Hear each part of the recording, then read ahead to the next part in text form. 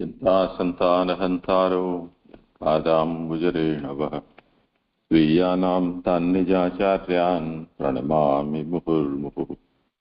यदनुग्रहतो जन्तुः सर्वदुःखातिगो भवेत् तमहं सर्वदा वन्दे श्रीमद्वल्लभनन्दनम्। अज्ञानतिमिरान्धस्य ज्ञानाञ्जनशलाकया चक्षुरुन्मीलितं येन तस्मै श्रीगुरवे नमः।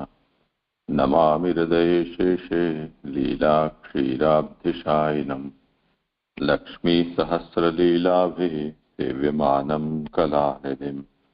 चतुर्भिश्च चतुर्भिश्च चतुर्भिश्च त्रिभिस्तथा षड्भिर्विराजते योऽसौ पञ्चधा हृदये। करो आरंभ।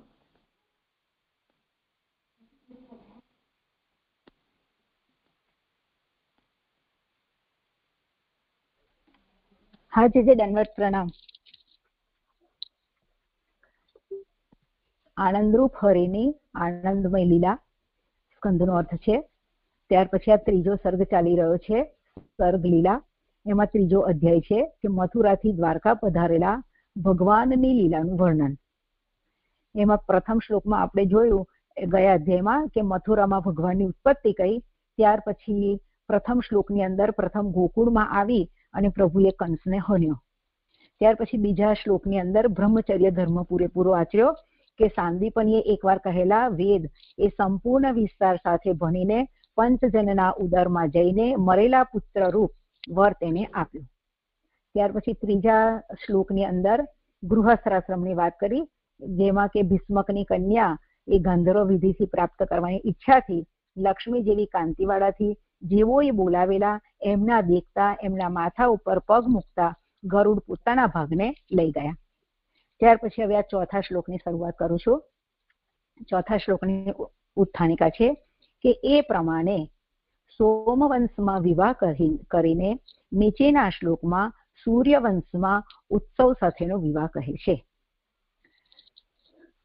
કકુમ્મિનઃ અવિદ્વંસો દમિત્વા સ્વયંવરે નાગ્નજીતિમ ઉવાહ તદ ભગ્નમાનાન અપી ગૃધંતઃ અજ્ઞાન જધ્ને અક્ષતઃ શસ્ત્રભૃતઃ સ્વશસ્ત્રૈઃ. આખલાઓના નાક વિંધી તેમને વશ કરીને ભગવાન સ્વયંવરમાં નાગ્નજીતીને પરણ્યા, અને તે આખલાઓથી પોતાના અભિમાનનો નાશ થયેલ હોવા છતાં અધિક આકાંક્ષા રાખનાર અજ્ઞાની એટલે કે શસ્ત્રધારી રાજાઓને પોતે ઘવાયા વિના પોતાના શસ્ત્રોથી હણ્યા. હવે સુબોધિનીજી, કકુમ્મિનઃ એટલે કે પણ તરીકે સ્વીકારેલા આખલાઓના નાક વિંધી તેમના નાકમાં છિદ્ર પાડી તેમાં દોરડું નાખી ખેંચીને પરાક્રમ રહિત કરીને એટલે કે વશ કરીને નાગ્નજીતીને પરણ્યા. તે પણ સ્વયંવરમાં જ પરણ્યા. ભગવાનને બોલાવી અને દાન કર્યું ન હતું. એટલે અહીંયા સમજાવે છે કે જે 7 વૃષભો હતા એઓના નાકને એટલે કે એ આખલાઓ જે હતા એઓના એ આખલાના નાકને વિંધી અને નાકમાં છિદ્ર પાડી એમાં દોરડું નાખી અને ખેંચીને પરાક્રમ રહિત કરી અને વશ કરી અને પ્રભુ નગ્નજીતીને પરણ્યા. અને તે પણ સ્વયંવરમાં જ પરણ્યા હતા. અને ભગવાનને એટલે જે નાગ્નજીત છે એમને કઈ ભગવાનને બોલાવીને દાન કર્યું ન હતું, પરંતુ પ્રભુએ આ રીતે આખલાઓને જીતી અને પછી એ સ્વયંવરમાં પરણ્યા હતા. આથી પોતાનો ધર્મ એ ગાંધર્વ વિવાહ પણ કહ્યો. એટલે આ પ્રભુ સ્વયંવરમાં જે નગ્નજીતીને પરણ્યા એટલે એ ગાંધર્વ વિવાહ કહ્યો છે. નગ્નજીતની પુત્રી સત્યાને પરણ્યા. ઉત્તરાર્ધથી તેના સંબંધી રાક્ષસ વિવાહ પણ કહેલો છે. એટલે કે આ રીતે સ્વયંવરમાં જીતી અને ગાંધર્વ વિવાહ કહ્યો, અને ત્યાર પછી ઉત્તરાર્ધની અંદર એ રાક્ષસ વિવાહ પણ કહેલો છે. કે પહેલા રાજાઓ સ્વયંવર માટે આવેલા અને શરતના કરાર રૂપ તે આખલાઓ એ જ તેમના અભિમાનનો નાશ કરેલો. તેવા હોવા છતાં તેમને મારનારા આખલાઓને જીતનાર ભગવાન પાસેથી તેને લઈ જવાની ગૃધનતઃ એટલે કે અધિક ઈચ્છા રાખનારા અને તેથી જ અજ્ઞાની તે શસ્ત્ર ધારણ કરેલાઓને ભગવાને પોતે ઘવાયા વિના જ પોતાના શસ્ત્રોથી હણ્યા.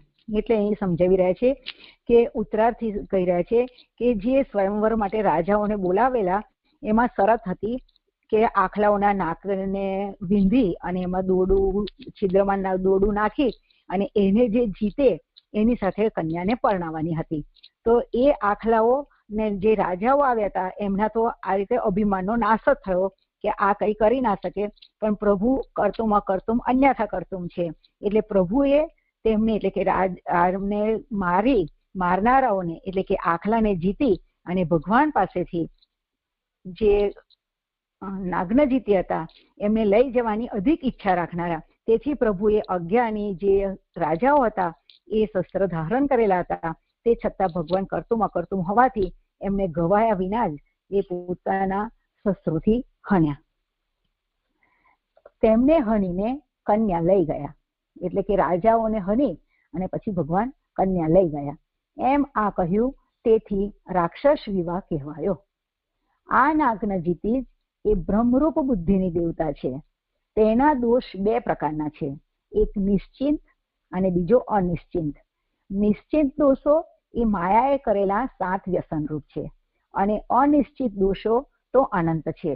તે બંને પ્રકારના દોષોને દૂર કરીને નગ્નાન એટલે કે પાખંડ્ય ઉપર જયતી એટલે વિજય મેળવે તે નગ્નજીત એટલે કે વેદ અથવા ધર્મ તેનાથી જેનો જન્મ થયેલો તેવી દેવતાને ભગવાને પોતાની અંદર જ સ્થિરતાવાળી કરી કે જેથી ભગવદીઓની બુદ્ધિ એ સ્વભાવથી પણ બીજાના સંબંધવાળી થાય નહીં.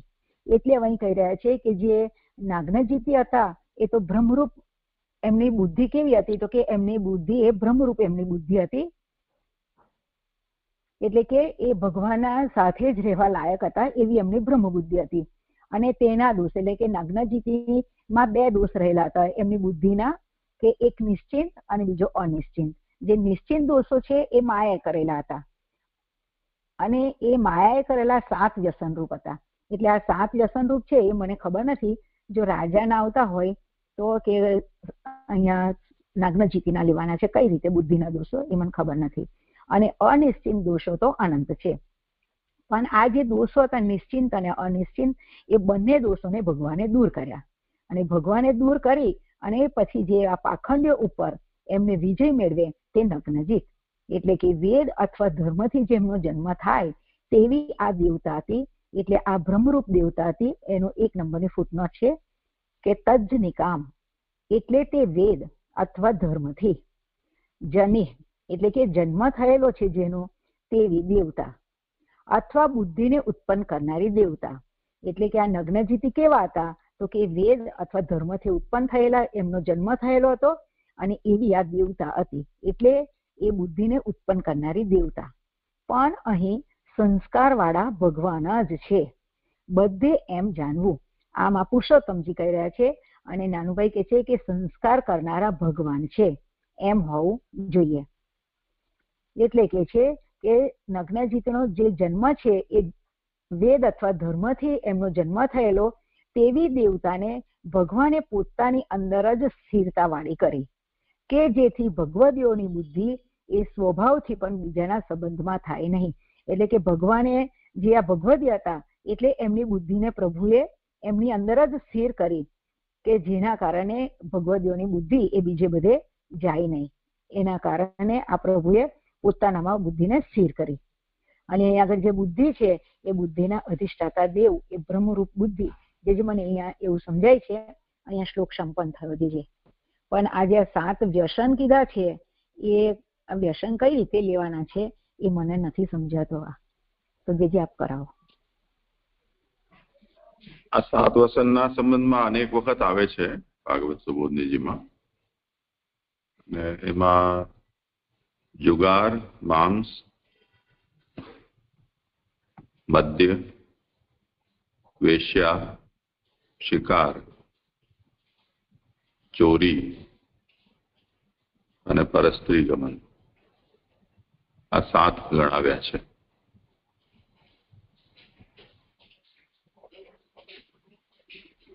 એટલે જે આ જે દોષો છે એ દોષો આ બુદ્ધિના દોષો ગણવાના કે અહીંયા આગળ આ નગ્ન જીતીની ભ્રમરૂપ બુદ્ધિ હતી એના કારણે કે આ રાજાના કેવી રીતે કહેવાય આ 7 વ્યસનો? આ કોના વ્યસનો કહેવાય એ મને નથી ખબર.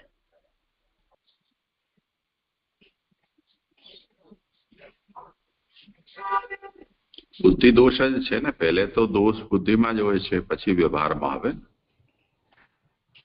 હા જી થયું હોય એટલે બુદ્ધિના દોષ ગણાશે. હા, મને જે હવે નથી મેં શંકા, પ્રશ્ન નથી મારો.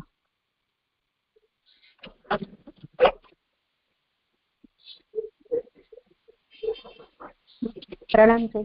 અહીંયા જે દોષો નિશ્ચિત કર્યા ને 7 નિશ્ચિત છે, તો આ જે જુગાર ને શિકાર, મદ્યપર, સ્ત્રીગમન, ચોરી, તો એમાં એ નિશ્ચિત કેવી રીતે કહેવાશે? પ્રણામ છે. એટલે જે કીધું ને હમણાં કે પહેલા બુદ્ધિની અંદર જ આ થાય, દોષ બધા ઉત્પન્ન કઈ થાય તો બુદ્ધિમાં થાય. એટલે બુદ્ધિના છે એ જ 7 છે, બીજા તો અનિશ્ચિત છે, એટલે તો બધા દોષો અનંત છે. જે મને એવું સમજાયું લીલાબેન. હા, એ બરાબર છે. બધા જ દોષો બુદ્ધિમાં જ ઉત્પન્ન થાય, નિશ્ચિત અને અનિશ્ચિત બંને. પણ નિશ્ચિત એટલે નક્કી કે આ દોષ લાગે જ, એવું મને સમજાય છે કે નિશ્ચિતતામાં. તો એવી રીતે સમજવાનું આ નિશ્ચિત ને જે નિયતનો મતલબ અહીંયા નિશ્ચિત એ મૂળમાં નિયત છે, એને અહીંયા અનુવાદમાં નિશ્ચિત કરેલું છે. એટલે નિયત દોષ અને અનિયત દોષ. તો નિશ્ચિત એટલે જે રાજાઓમાં કે રાજવંશની અંદર પ્રાય કરીને એને જોવા મળે છે કે હોય જ, એમ રાજપદ પ્રાપ્ત થાય તો આ દોષો હોય જ,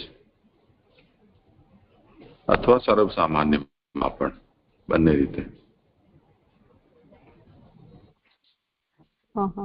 અને આ અનિશ્ચિતમાં પછી બાકીના બધા દોષો જે કંઈ પણ હશે બધા આવી જશે, એવું લેવાનું ને? હા જી પ્રણામ છે. દંડવત પ્રણામ.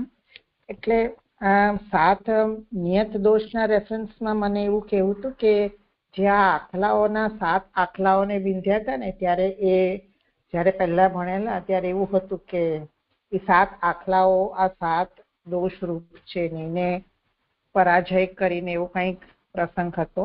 એટલું મને થોડું યાદ આવ્યું, એ કહેવું હતું. અને અહીંયા પૂછવું એ છે કે અહીંયા જે આ નાગ્નજીતી જ બ્રહ્મરૂપ બુદ્ધિની દેવતા છે, તો જેમ આપણે જોયું કે 14 આ બધા તત્વ છે ને એના દેવતાઓ જોવાના છે, તો નાગ્નજીતી ઓવરઓલ બુદ્ધિની દેવતા ગણાય કે અહીંયા પ્રસંગ અનુરૂપ અહીંયા એને દેવતા કહ્યું છે, એ સમજ નથી પડતું. એટલે ફૂટનોટમાં પણ જે રીતે કહ્યું ને કે વેદ તથા ધર્મથી જન્મ જેનો થયો છે તેવી દેવતા, તો ફક્ત નાગ્નજીતી જ આવી રીતે થયું હશે? એટલે બીજે બધે બી આવું કંઈક તો થયું હશે ને, એટલે પૂછી રહી છું. તો જે એના પિતાનું નામ છે એની વ્યુત્પત્તિથી આ વાત શ્રી મહાપ્રભુજી બતાવી રહ્યા છે કે નગ્ન એને જે જીતે તે વેદ. એટલે નગ્નનો મતલબ પાખંડીઓ, કે પાખંડ ધર્મને હું પરાજય જે કરે છે અને એને જીતે છે એ ધર્મ છે, એટલે કે વેદ છે. એની કન્યા આ છે.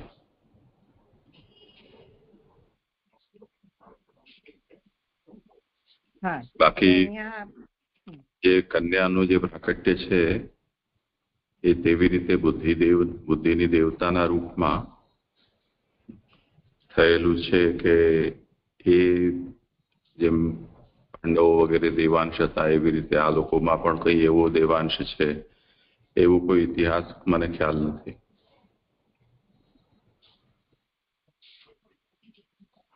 હા, થયું. પ્રણામ છે.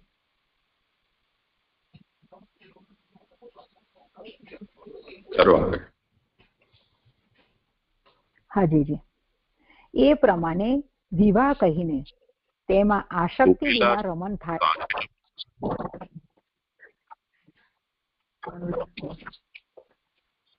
તમને કઈ કહેવાનું છે?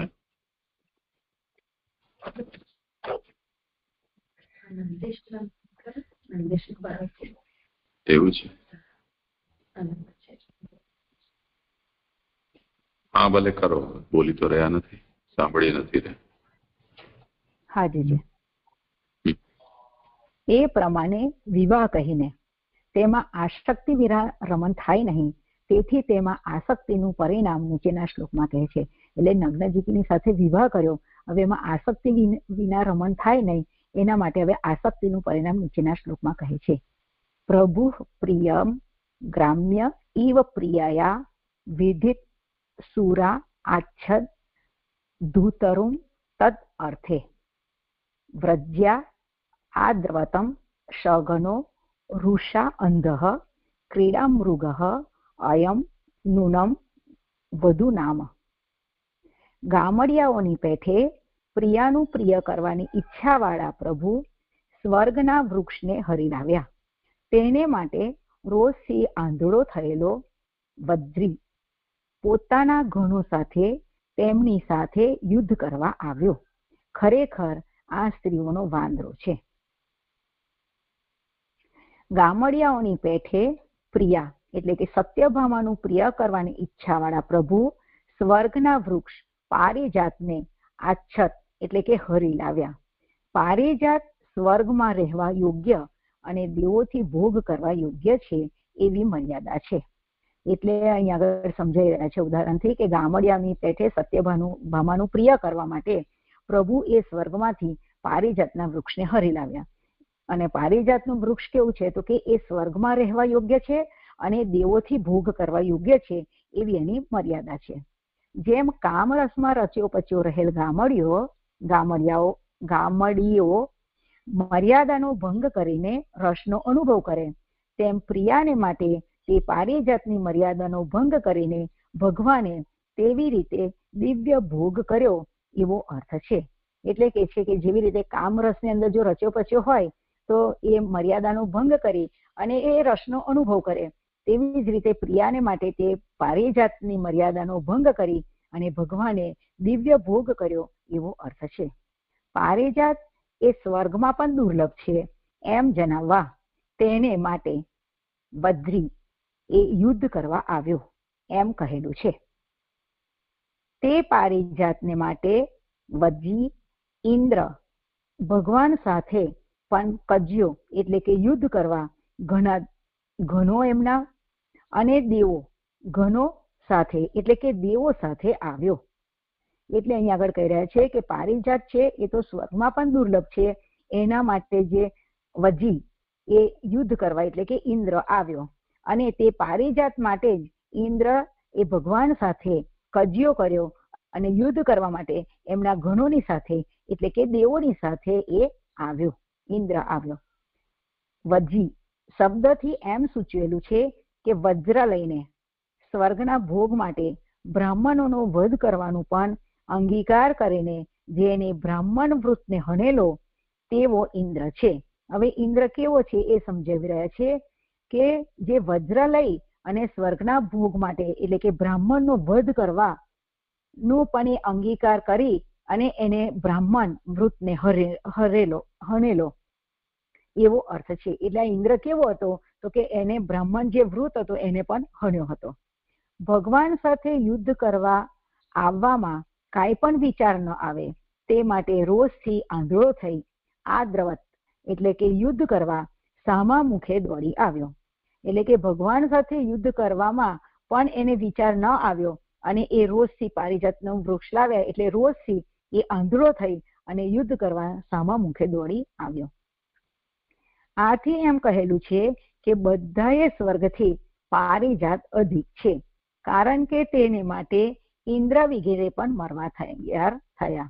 એટલે કે આ બધા ના કરતા જે પારિજાત છે એ સ્વર્ગમાં પણ એ અધિક છે, એના કારણે ઇન્દ્ર વગેરે પણ મરવા માટે તૈયાર થયા. ઇન્દ્ર સર્વજ્ઞ દેવ બૃહસ્પતિનો શિષ્ય છે. તેને કેમ એવું કર્યું? સર્વ પ્રકારથી જેમના ઉપર નભવાનું તેવા ભગવાન સાથે નીતિથી વિરુદ્ધ ઝઘડો કેમ કર્યો? હવે શંકા કરે છે કે ઇન્દ્ર તો બૃહસ્પતિનો શિષ્ય છે, તો એને કેમ એવું કર્યું? અને કહે છે કે સર્વ પ્રકારથી, એટલે કે જેમના, એટલે કે ભગવાનની ઉપર તો નભવાનું છે, તો એ ભગવાનની સાથે એ નીતિથી વિરુદ્ધ ઝઘડો કેમ કર્યો એને? એવી શંકા થાય. તેથી આ ખરેખર આ સ્ત્રીઓનો વાંદરો છે, એટલે કે જે આ ઇન્દ્ર છે એ તો સ્ત્રીઓનો વાંદરો છે એમ કહેલું છે. આ ઇન્દ્ર નિશ્ચિત ઇન્દ્રાણી વગેરે તેની સ્ત્રીઓનો ક્રીડામૃગ એટલે કે વાંદરો છે. જેમ વાંદરો તેને કહેવામાં આવ્યું હોય તે પ્રમાણે જ કરે, પરંતુ કાંઈ પણ વિચાર કરતો નથી, તેમ ઇન્દ્રએ કર્યું. એટલે કે છે કે આ જે ઇન્દ્ર છે એ તો ઇન્દ્રાણી અને વગેરે જે સ્ત્રીઓ છે એમની, એનો આ ક્રીડામૃગ એટલે કે આ સ્ત્રીઓનો વાંદરો છે. એટલે જેમ વાંદરાને કહેવામાં આવ્યું હોય એ જ પ્રમાણે કરે, તેવી રીતે ઇન્દ્ર પણ કઈ વિચાર કરતો નથી અને એ પણ પ્રભુ સાથે યુદ્ધ કરવા આવ્યો. વળી વધુ એટલે કે સ્ત્રી શબ્દથી તેઓને જ ઘરની માલિક કહેલી છે. તેમનું રક્ષણ કરવા માટે જ ઇન્દ્ર વગેરેનો ઉપયોગ થાય છે. હવે જે વધુ નામ કીધું તો વધુ એટલે કે સ્ત્રી, એવો જ એ ઘરની માલિક કહેલી છે તેઓને જ, અને તેમનું એટલે કે સ્ત્રીઓનું રક્ષણ કરવા માટે જ ઇન્દ્ર વગેરેનો ઉપયોગ થાય છે. તેથી આ અહંકારનું નિરૂપણ થયું, કારણ કે ભગવાનના ભક્તોને તેમનામાં ભગવાને જ સ્થાપન કરેલો અહંકાર એ ફળ આપનારો થાય છે. એમાં અહંકારની ફૂટનોટ છે પહેલી, કે તેથી આ અહંકારનો, આ એટલે કે સત્યભામામાં રહેલો અહંકાર, તેને સંસ્કાર કરવા યોગ્ય કહેલો છે એવો અર્થ છે. આમ પુરુષોત્તમજી કહે છે, અને આ ઇન્દ્રમાં રહેલો અહંકાર હોય એમ જણાય છે. આ નાનુભાઈ કહે છે, પણ જે મને અહીં સત્યભામામાં રહેલો હોય અહંકાર એવું લાગે છે, એ પછી કહેજો, જણાવજો આપ. આગળ કહે છે કે એ આ અહંકારનું નિરૂપણ થયું, કારણ કે ભગવાનના ભક્તોમાં ભગવાને જ સ્થાપન કરેલો અહંકાર એ ફળ આપનારો થાય છે. એની 2 નંબરની ફૂટનોટ છે કે આથી એટલે કે સંસ્કાર થયેલા અહંકારનું સ્વરૂપ કહેલું છે. આ અહંકારના અભિમાન વાળો દેવ એ રુદ્ર છે, અને તેના ભક્ત એટલે કે આ રુદ્રના ભક્ત એ ઇન્દ્રને હટાવવાથી ભગવાન જ તેના રૂપ વાળા થાય છે. એવું ભક્તોના અહંકારને નભાવનારા રૂપનું આગલા 6થા શ્લોકમાં વર્ણન કરવામાં આવે છે. એટલે અહીંયા આગળ સમજાવે છે કે અહંકાર છે એ તો અભિમાન વાળો દેવ જે રુદ્ર છે એના ભક્તો એટલે કે ઇન્દ્રને હટાવવાથી જ ભગવાનના જ તેના રૂપવાળા થાય છે. એ ભગવાન જ તેના રૂપવાળા થાય છે. એની ફૂટનોટ છે કે ઇન્દ્રના રૂપવાળા ભગવાન થાય છે, તો કે છે તેના રૂપવાળા એટલે કે અહંકારના દેવતાના રૂપવાળા એ રુદ્ર જ થાય છે. એવું ભક્તોના અહંકારને નભાવનારા રૂપનું હવે આગળ 6થા શ્લોકની અંદર વર્ણન કરવામાં આવે છે. જે અહીંયા અમારો શ્લોક સંપન્ન થયો, અને આ જે અહીંયા આગળ બતાવ્યું અભિમાન, તો આ અહંકારનું નિરૂપણ કર્યું. તો આ સત્યભામાનો અહંકાર ગણાય કે કેવી રીતે, એ થોડુંક મને સમજવું હતું. છે ધન્યવાદ, પ્રણામ જીજી. અહીં શ્લોક સંપન્ન થયા મહારાજ. બરોબર.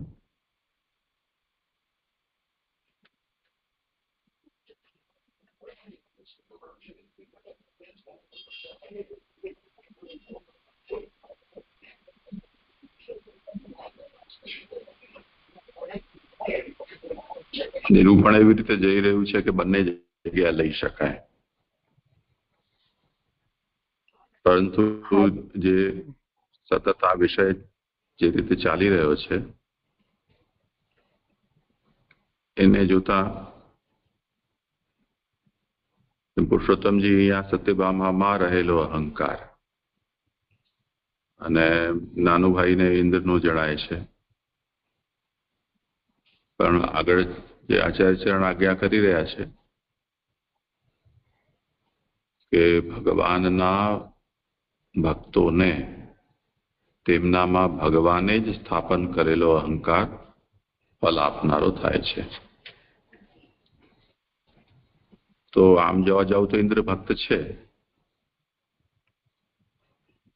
અને સત્યભામા છે એમને પણ ભક્ત કહી જ શકાય.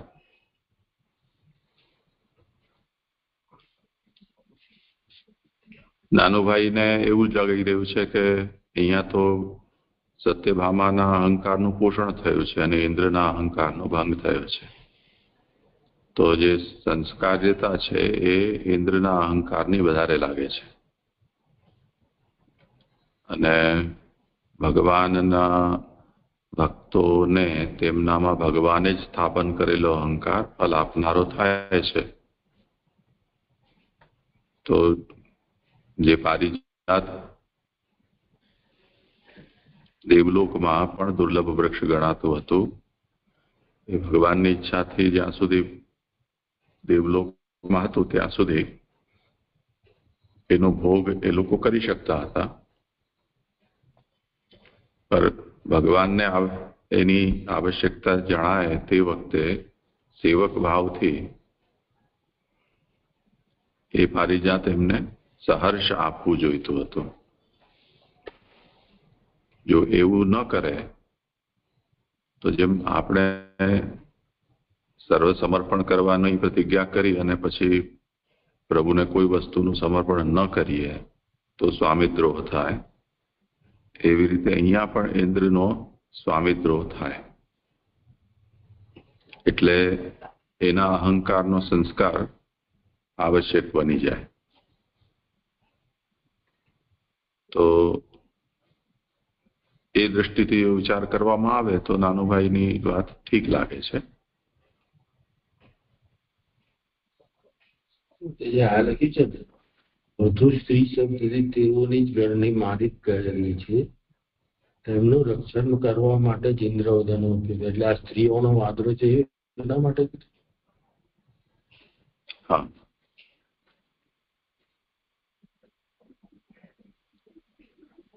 એટલે એનો તાત્પર્ય એ છે કે એ ગુજરાતીમાં જેને કહેવાય ને વહુ ઘેલો, એ જાતનો ઇન્દ્ર છે.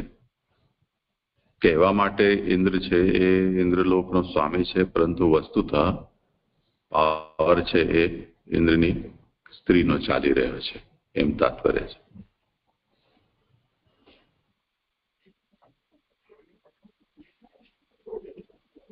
આજે જે સમજાયું. હા, લાઈન અહંકારનું આપણે કહ્યું ને કે ભગવાનના ભક્તોને તેમનામાં એટલે કોનામાં? પોતાનામાં, ભક્તોમાં એવું. અને ભગવાને જ સ્થાપન કરેલો અહંકાર ફળ આપનારો થાય છે. તો એ કઈ રીતે ફળ આપે? એટલે અત્યારે આપે જે મને હમણાં કહ્યું ઇન્દ્રની વાતમાંથી, તો એને ઊંધું થયું ને, એટલે આ ભગવાન સાથે યુદ્ધ થયું એના અહંકારના કારણે. એવી રીતે આ કઈ સમજવાનું છે કે હું ખોટું સમજુ છું? ફળ આપનારો થાય છે કેવી રીતે સમજાય આ લાઈન? નહીં, આ વચ્ચે બીજી વાત આવી ગઈ. હજી તો મેં એક પક્ષનું નિરૂપણ કર્યું હતું નાનુભાઈના હિસાબે જે મત છે એનો. સત્યભામા હજુ તો હજી બાકી રહ્યું છે. એ હજી વિષય આપણે એને વિચારવો જોઈએ કે જો સત્યભામાના અહંકારનો સંસ્કાર અહીંયા જો સૂચિત કરવું હોય તો આને કઈ રીતે આપણે લઈ શકીએ. તો ભક્તોના અહંકારને નભાવનારા રૂપનું આગલા શ્લોકમાં વર્ણન કરવામાં આવે છે. તો એમાં હવે છઠ્ઠા શ્લોકને જોઈશું ત્યારે નરકાસુરનો વિષય ત્યાં આવશે, પરંતુ તે પહેલે અહીંયા જો સત્યભામાનું આપણે વિચારવું હોય તો આપણે એમ વિચારી શકીએ આ જ પંક્તિને લક્ષ્યમાં લઈને કે ભગવાનના ભક્તોને તેમનામાં ભગવાને જ સ્થાપન કરેલો અહંકાર ફલ આપનારો થાય છે. તો સત્યભામા દેવલોકમાં ભગવાન સાથે પધાર્યા છે અને અચાનક જ એમને એવી ઈચ્છા થઈ જાય કે આ ચાલો લઈ ચલીએ અહીંયાથી ઉખાડીને ઝાડ. તો એ ઉચિત ગણાય કે ન ગણાય? એમ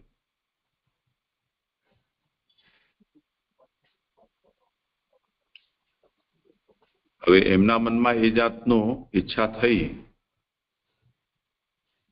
તો વસ્તુતઃ આના પાછળ જે લીલાનું રહસ્ય છે એ પારિજાતાપહરણો દેવેન્દ્ર મદનાશક એવું પુરુષોત્તમ સહસ્ર નામ આનું આગળ આવશે. તો ભગવાનને દેવેન્દ્રના મદનો નાશ કરવો હતો, તો એના તરફથી કંઈક એવું ઉપક્રમ લેવાય તો એના મદના નાશનો અવસર આવે ને. એમને એમ કંઈ પણ કર્યા વિના ભગવાન પોતાના તરફથી શું કરી શકે? તો સત્યભામાના મનમાં કે એમના અંતઃકરણમાં પ્રવેશ કરીને ભગવાને આવું નિમિત્ત ઊભું કરાવ્યું કે જેથી ટકરાટ થાય. એટલે સત્યભામા કહે કે મને આ પારિજાત જોઈએ, ને ઇન્દ્રની વહુ સચી એમ કહે કે નહીં, એમ કોઈની બૈરી આવીને કહી જાય કે એમને જોઈએ છે એમ થોડું આપી દેવાય, કંઈ તમે ના કેમ નથી પાડતા? એમ કરીને એને ચાવી ભરે ઇન્દ્રને. પછી ઇન્દ્ર અને ભગવાન લડે તો ઇન્દ્રનો મદ છે એનો નાશ થાય. તો હવે આ જે છે એમાં ફરીથી ભગવાને સ્થાપન કરેલો અહંકાર. તો સત્યભામામાં આપણે આ રીતે અહંકારનું સ્થાપન ભગવાન દ્વારા થયું છે ઇન્દ્રના મદના નાશ માટે, એવું આપણે વિચારી શકીએ. તો એમને પારિજાત મળી ગયો, અને જેમની પાસે કોઈ નિર્વિરોધ આટલા સમયથી જે પારિજાત હતો એમના પાસેથી નીકળી ગયો. પછી જે વિષય ચાલી રહ્યો છે પાછો ઇન્દ્રને લઈને ચાલી રહ્યો છે, જે નાનો ભાઈ આપણા બ્રેકેટ છે આ બધા, કે અભિમાનનો દેવ રુદ્ર છે, એનો ભક્ત ઇન્દ્ર. એને હટાવવાથી જ ભગવાન જ તેના રૂપવાળા થાય.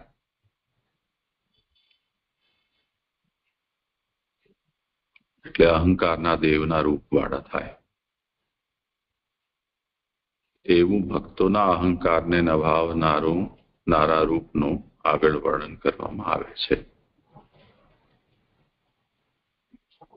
તો અહંકારના દેવ ભગવાન થયા એવું અહીંયા તો, એટલે ઇન્દ્રના સંદર્ભમાં તો એ સંગત નથી થઈ રહ્યું. સત્યભામાના સંદર્ભમાં હજી પણ કોઈ રીતે થઈ રહ્યું છે.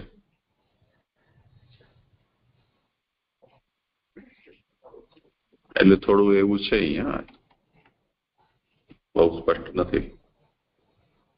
નનો ઇન્દ્ર સર્વજ્ઞો દેવો બૃહસ્પતિ શિષ્ય કથમ એવમ નીતિ વિરુદ્ધમ સર્વ પ્રકારેણ ઉપજીવ્યેન ભગવતા કથમ વિરોધમ કૃતવાન. ઇન્દ્રને બૃહસ્પતિના શિષ્ય કહીને છે મહાપ્રભુજી એમ જણાવે છે કે બધાના સ્વામી ભગવાન છે. એ વાત આપણા જેવા ક્ષુદ્ર મનુષ્યો એને ન ખબર હોય કે ન સ્મરણ રહે, અને આપણે આપણું અહંકાર પોષતા રહીએ નાની નાની વાતોમાં, એ તો સમજી શકાય. પરંતુ ઇન્દ્ર જેવો બૃહસ્પતિ જે સર્વજ્ઞ છે એનો શિષ્યમાં આવું કેવી રીતે આવ્યું? તો એનું કારણ આપ્યું કે પોતાની બુદ્ધિથી નથી ચાલતો, પણ એની વહુની બુદ્ધિથી ચાલતો હતો. એટલે વાંદરો હતો, તો વાંદરાને જેમ નચાવો તેમ નાચે, એવી રીતે એણે પણ પોતાની પત્નીનું જ અનુસરણ કર્યું બુદ્ધિનું. તો એ વાતને સૂચિત કરવા માટે અહીંયા વધુ પદનો પ્રયોગ કર્યો છે. વધુ શબ્દનો મતલબ એ છે કે જે ઘરનો ભાર ઉઠાવતી હોય તે વધુ કહેવાય, જે જ્યાંથી વહન શબ્દ બને છે. તો ખરેખરી જે ઇન્દ્રાણી છે એ સ્વર્ગની માલકીન હોય અને ઇન્દ્ર એનો અનુચર હોય, તેવી કોઈ સ્થિતિ અહીંયા હતી. તો તદ રક્ષાર્થમેવ ઇન્દ્રાદિનામ ઉપયોગ, એની રક્ષા માટે અહીંયા ઇન્દ્ર કેવલ એનો રક્ષક માત્ર છે, એટલે પતિ શબ્દથી રક્ષણ કરનારો એમ કહ્યું છે. ઇત્યયમ અહંકારો નિરૂપિત. તો હું ઇન્દ્રલોકનો રક્ષક છું. આ જાતનો જે અહંકાર છે એનું અહીંયા નિરૂપણ થયું. અને ભગવદ ભક્તાનામ ભગવતૈવ સ્થાપિતો અહંકાર ફલાય. આ જે પંક્તિ છે એ તો સર્વસામાન્ય નિયમનો સૂચિત કરે છે. એટલે ઇન્દ્રે એમ માની લીધું કે ઇન્દ્રલોક મારો છે અને એનું રક્ષણ કરવું એ મારો અધિકાર છે. પછી ભગવાન આવી જાય તો શું? તો આ જે અહંકાર છે એ ઇન્દ્ર સિંહાસન ઉપર ભગવાને આરૂઢ કર્યો છે, પરંતુ આ જે અહંકાર છે એ ભક્તના અનુરૂપ અહંકાર એનો નથી. એટલે નિયમ બતાવી રહ્યા છે કે ભગવાન જે ભક્તમાં જે અહંકાર સ્થાપિત કરે તો જ એ અહંકાર એને ફલિત થાય, નહીં તો ન થાય. તો આ વાત ઇન્દ્રના વિરુદ્ધ, એટલે વ્યવહારથી જે વિરુદ્ધ જઈ રહી છે એના સ્વરૂપથી, એને કહેવા માટે આ યુક્તિ આપી છે કે ભગવાને સ્થાપિત થયેલો જે અહંકાર છે ભક્તોને એ જ ફલિત થાય છે, અને ઇન્દ્ર અહીંયા એનાથી વિરુદ્ધ આચરણ કરી રહ્યો છે. તો અસ્ય અભિમાનીની દેવતા રુદ્ર, આ જે અહંકાર છે એના અભિમાની દેવ રુદ્ર છે. તદ ભક્ત નિરાકરણેન ભગવાન એવ તદ્રૂપૈતિ.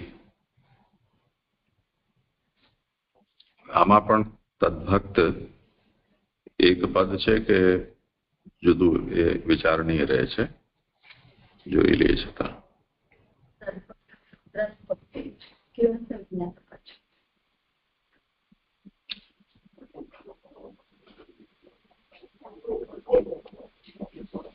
જે સરસ સમજાયું. હા, અને મારા અહીં શ્લોક સંપન્ન થયા.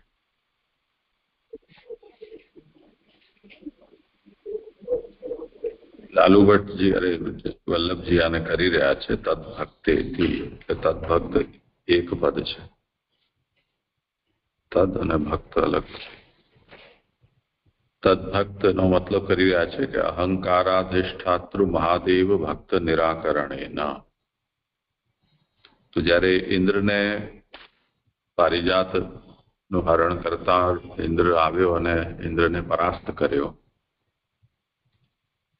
તો અહંકારના અધિષ્ઠાતા મહાદેવનો ભક્ત એવો ઇન્દ્ર, એ ઇન્દ્રનું નિરાકરણ થયું. એનાથી ભગવાન એવ ભક્તા અહંકાર નિયામક દેવતા રૂપો જાતા. આના પછીની કથા, ઇન્દ્ર પણ નરમ પડી ગયો, માફી માંગી ને બધું કર્યું. તો હવે જે ભક્તના અહંકારના નિયામક હવે ભગવાન બની ગયા, મહાદેવજી કેન્સલ થઈ ગયા ત્યાં. તો ઇતિ ભક્તાહંકાર નિર્વાહકમ રૂપમ ઉત્તરમ વર્ણ્યતે. તો ઇન્દ્ર સાથે આટલું થયું, એના પછી હવે આગળ છઠ્ઠા શ્લોકમાં એ અહંકારના નિર્વાહક ભગવાન કઈ રીતે છે એ વાત આગળ આવશે. એટલે તાત્પર્ય એ જ નીકળે છે અહીંયા કે ઇન્દ્ર વધારે આમાં, નાનુભાઈનો મત છે વધારે ઠીક લાગી રહ્યો છે. સત્યભામાનું જોવું હોય તો પછી પાછું થોડું લાંબુ અન્વય બેસાડવો પડે છે. ભગવાન જાણે છે. શું થયું?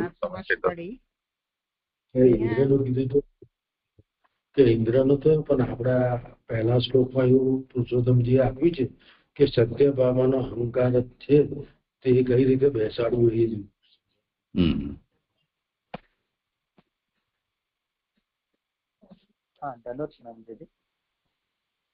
એક મિનિટ. હા, તો જે મને ખાલી એટલું એક પૂછવું છે કે આજે કહ્યું ને ભગવાને સ્થાપન કરેલો અહંકાર ફળ આપનારો થાય છે, તો આ પોઝિટિવ ફળ પણ થઈ શકે ને નેગેટિવ ફળ પણ થઈ શકે, એવું સમજી શકાય આ સ્ટેટમેન્ટથી? એવું તો નથી લાગતું. ફલના માટે નેગેટિવ ન વિચારી શકાય. ગતિ કે પરિણામ એવું કંઈ હોય તો હજી આપણે વિચારી શકીએ.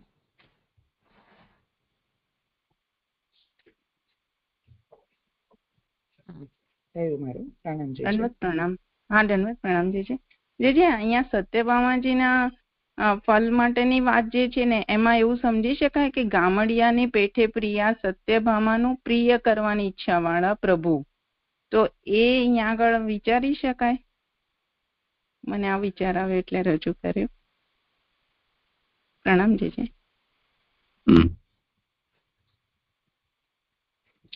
એમાં તો કોઈ સંદેહ નથી, એ તો છે જ વાત. પણ અહીંયા જે પંક્તિ આવી રહી છે ને, કે જ્યાં ભગવાનના ભક્તોને તેમનામાં ભગવાને સ્થાપન કરેલો અહંકાર ફલ આપનારો થાય છે, આ ઇન્દ્રના વિરોધ માટે કહેલી છે, કે ઇન્દ્રને ફલ આપનારું ન થયું તેના માટે આવેલી પંક્તિ છે.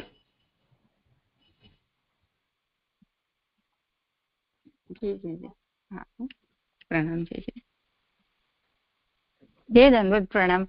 પારિજાતનું એટલે ખાલી નિમિત્ત જ કીધું છે એક્ઝામ્પલ માટે, કે પછી કંઈક એનું ઇમ્પોર્ટન્સ છે પારિજાતનું? કારણ કે ભૂતલ પર તો ઇઝીલી અવેલેબલ છે જ પારિજાત. તો સ્વર્ગમાંથી લઈને આવ્યા તો આના માટે આપણે જે કયું બધું સમજાયું તો અહંકારનું જ લાગે છે, પણ મને આ ખાલી જાણવું હતું. જે એવું છે ને, કોઈ ઝાડનું નામ આપણે પારિજાત આપી દઈએ એનાથી એ સ્વર્ગવાળું જ ઝાડ થઈ જાય એવો એનો કોઈ અર્થ નથી. એવા તો કલ્પવૃક્ષ પણ છે.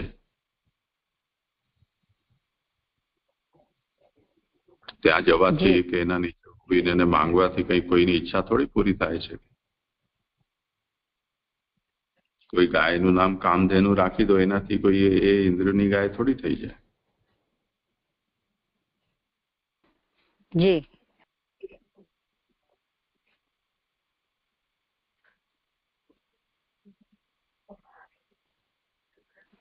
આમ કહ્યું ને કે પારિજાત સ્વર્ગમાં રહેવા યોગ્ય અને દેવોથી ભોગ કરવા યોગ્ય છે, એવી તેની મર્યાદા છે, એવું પાછું લખ્યું છે, એટલે થોડું કન્ફ્યુઝન થાય છે. નહીં તો આપણે સ્વર્ગવાસી છીએ એવું સમજી લઈએ તો થઈ જાય. હા, તો થઈ જાય. આપણે બહુ પારિજાત બહુ થાય છે અહીંયા, એટલે જી જય દંડવત, પ્રણામ. તો એવું જ માની તો સારું પડે. દંડવત, પ્રણામ જીજી. આગળ મારો શ્લોક છે, કરું જીજી? અચ્છા, હા કરો. 6થા શ્લોકની ઉત્થાનિકા, એમાં આપણે ખાલી એક લાસ્ટ લાઈન લેવા જેવી છે કે એવું ભક્તોના અહંકારને નભાવનારા રૂપનું આગલા, એટલે કે આ 6થા શ્લોકમાં વર્ણન કરવામાં આવે છે. ભગવાન ભોગ પણ ભક્તોને ઈચ્છેલું પ્રાપ્ત થાય તે માટે જ કરે છે. તેથી તેમની દયા જણાવતા દુષ્ટને શિક્ષા કરીને ભક્તોને બધું ઈચ્છેલું આપતા ભોગ કરે છે, એમ નીચેના શ્લોકમાં કહે છે. એટલે કે અહીંયા એવું સમજાવી રહ્યા છે કે ભગવાન જે ભોગ કરી રહ્યા છે એ પણ પોતાના માટે નહીં, પણ ભક્તોને ઈચ્છેલું આપવા માટે જ કરી રહ્યા છે, એમાં એવું સમજાવી રહ્યા છે. શ્લોક સુતમ મુગે ખમ પુષ્ટા પ્રશંતમ દ્રષ્ટવા સુનાભોન મથિતમ ધરિત્રયા આમંત્રિતસ્ત તનયાય શેષમ દત્વા તદંતઃ કુર્મા વિવેશ. શ્લોકાર્થ. શરીરથી આકાશને ગરી જતા પુત્રને યુદ્ધમાં સુદર્શનથી કટકાટ થઈ ગયેલો જોઈને પૃથ્વીએ આમંત્રણ કરેલા ભગવાનને તેના પુત્રને બાકીનું આપી તેના અંતપુરમાં પ્રવેશ કર્યો. હવે સુબોધિનીજી. પુત્ર નરકાસુરને ભગવાનથી હણાયેલો જોઈને પૃથ્વીએ બાકીનાના રક્ષણ માટે ભગવાનને પ્રાર્થના કરી. ત્યારે થઈ ગયેલું તેમ નહીં હોવાથી તે પ્રમાણે આમંત્રણ કરેલા ભગવાને તેના પુત્ર ભગદત્તને બાકીનું બધું રાજ્ય આપીને તેના પુત્રના ઉપયોગમાં ન આવે તેવા પદાર્થો ગ્રહણ કરવા માટે તેના અંતઃપુરમાં પ્રવેશ કર્યો, એવો વાક્યનો અન્વય છે. એટલે અહીંયા આ જે નરકાસુર છે એ ઉપદ્રવ મચાવી રહ્યો હતો, તો ભગવાને તેને સુદર્શનથી હણ્યો અને પૃથ્વી બાકીના પુત્રોની રક્ષણ કરવા માટે પ્રાર્થના કરી. તો એટલે પછી ભગવાને જેનો બીજો પુત્ર છે ભગદત્ત, એને બધું રાજ્ય આપી દીધું જે આ નરકાસુરનું હતું એ. અને પછી તેના પુત્રના ઉપયોગમાં ન આવે એટલે ભક્તના ઉપયોગમાં ન આવે તેવા પદાર્થો ગ્રહણ કરવા માટે તેના અંતઃપુરમાં પ્રવેશ કર્યો, એવો વાક્યનો અન્વય છે. એટલે કે આ નરકાસુરના અંતઃપુરમાં એવું સમજાઈ રહ્યું છે કે ભગવાન પોતાના બધા સેવકોનું બધું કાર્ય પોતે કરે છે, એવું ભગવાનનું ચરિત્ર કહેલું છે. આમાં ઉપર એક ફૂટનોટ રહી ગઈ, ક્યારે થઈ ગયેલું ન થાય તેમ નહીં હોવાથી, એના પર 1 નંબરની ફૂટનોટ છે. નરકાસુર હણાયો તે ન હણાયો થાય તેમ નહીં હોવાથી એવો અર્થ કરેલ છે. જે આમાં એક થોડુંક આમ તો એક વખત હણી દીધું એટલે વાત બરાબર, તો જે આપણે એ થોડું સમાજમાં નથી આવ્યું પછી આપ સમજાવજો કે નરકાસુરને તો હણી દીધો, પૃથ્વી પ્રાર્થના કરતી તો પાછો ફરી પણ એને જે રીતે ઉપર ચરિત્રમાં આવ્યું શાંતિપાણીના, તો એવી રીતે આને પણ પાછું કરી શકતા, પણ કદાચ એવું અહીંયા એટલા માટે આપેલું છે કે હણાયેલો મતલબ પછી પ્રભુ પાછું આવું નહીં રિવર્સ નહીં કરે, કારણ કે પ્રભુ તો કરી શકે એમ છે પણ નહીં કરે કારણ કે એ ઉપદ્રવ મચાવી લે, તો એવું જે સમજી રહ્યો છું એ બરાબર છે કે નહીં છે. તો એટલે ત્યારે થઈ ગયેલું ન થયેલું થાય તેમ નહીં હોવાથી, એટલે એક વખત હણી દીધો, હવે એને પાછો તો બચાવી ના શકે, મતલબ પાછો તો ન કરી શકે, જોકે પ્રભુ એવો સામર્થ્ય વાળા છે, પણ કારણ કે ઉપદ્રવ કર્યો તો એટલે નહીં કરે પ્રભુ એવું એમ. એવું ભગવાન, હવે આગળ લઈ રહ્યું છું, એવું ભગવાનનું ચરિત્ર કહેલું છે. એમાં 2 નંબરની ફૂટનોટ, વામન અવતારનો પુત્ર હતો છતાં કેમ હણ્યો તેનું કારણ કહેલ છે કે ભગવાન પોતાના બધા સેવકોનું બધું કાર્ય પોતે કરે છે, એવું ભગવાનનું ચરિત્ર કહેલ છે. શરીરથી આકાશને ગરી જતા વિશેષણથી નરકાસુરનો વધ કરવાનું કારણ કહેલું છે. એમાં 3 નંબરની ફૂટનોટ છે. સોરી, આ કહેલું છે એમાં ભૂલ થઈ ગઈ, ખબર થઈ ગઈ. 2 નંબરની કહેલું છે એટલે સંસ્કાર કરનારું છે, અને આ 3 નંબરની ફૂટનોટ હવે આવી રહી છે. વામન અવતારનો પુત્ર હતો છતાં કેમ હણ્યો તેનું કારણ કહેલું. અચ્છા, હા, એટલે મતલબ નરકાસુરને કેમ હણ્યો એનું કારણ હવે કહી રહ્યો છે. તેને વૃત્તના સરખો જાણવો, એટલે વૃત્તાસુર સરખો, કારણ કે ગરી રહ્યો હતો ને એટલે એવું લાગી રહ્યું છે. બ્રહ્માએ બનાવેલા જગતનું સંપૂર્ણ રીતે પાલન કરવા ઉદ્યમ કરનાર વિષ્ણુએ તે જગત નભી રહે તે માટે રુદ્રની કૃપાથી મહાભૂતને પણ ગરી જવાનું સામર્થ્ય પ્રાપ્ત કરેલા પોતાના પુત્ર નરકાસુરને પણ હણ્યો.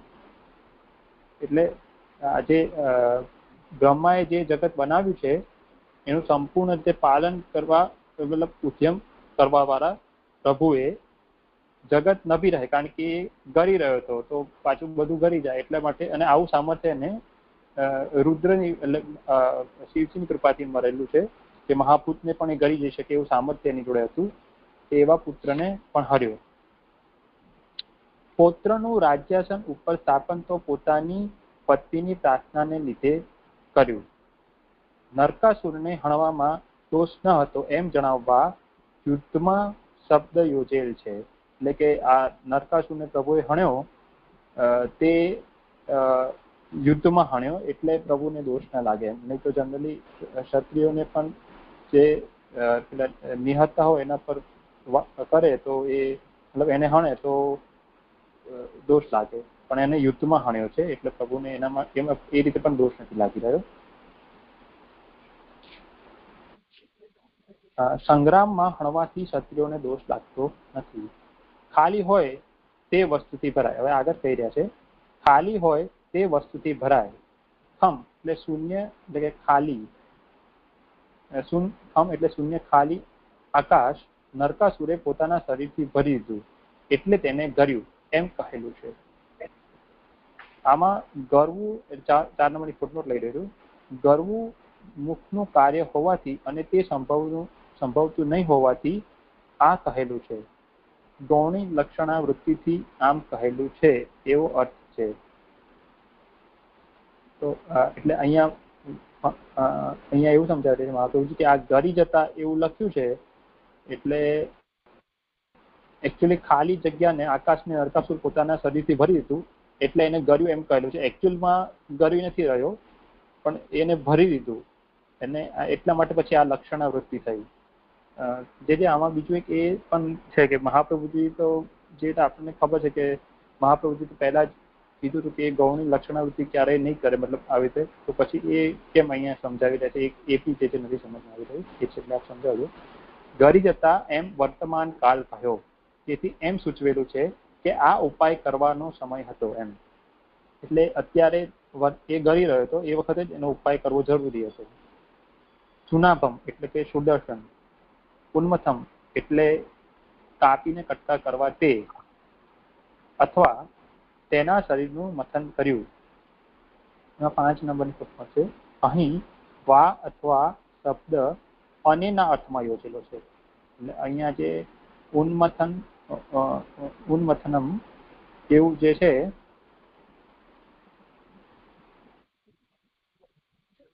અહીંયા ઉન્મથનમ એટલે કાપીને કટકા કરવા, અથવાની જગ્યાએ અને લઈ લેવાનું, અને તેના શરીરનું મથન કર્યું અને તેમાં રહેલા જીવનો ઉદ્ધાર કર્યો, એવો અર્થ છે. એમાં 6 નંબરની પ્રશ્ન છે.